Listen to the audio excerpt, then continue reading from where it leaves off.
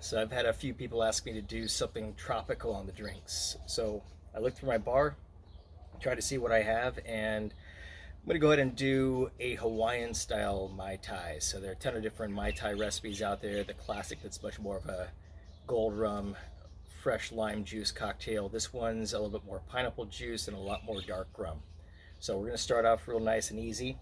We're gonna do a little bit of orange liqueur. Usually you would use a CURACAO.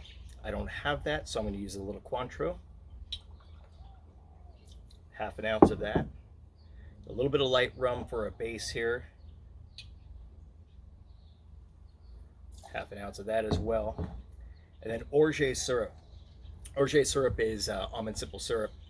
Gives it a nice little punchy flavor.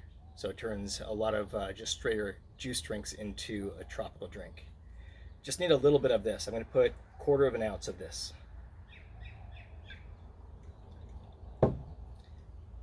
Now this goes a little bit off the tracks from the normal, but I'm going to put a dash of Peugeot bitters in there as well, just to take some of that sweet fruit flavor out there and just give it some more depth. Cheers. And then of course you got to keep it tropical, so we have pineapple juice here. We're going to do 2 ounces of that.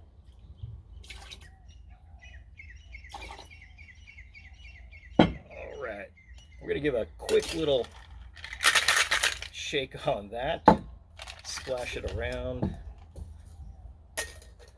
Put that over some crushed ice.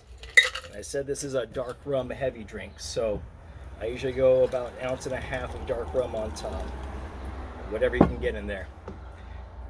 Gotta have a little pineapple garnish. I'm gonna do a little squeeze of lime on the top as well. And wouldn't be tropical without a little bamboo umbrella, so let's get that right in there. Woo! All right, and that is an island style Hawaii Mai Tai. Cheers.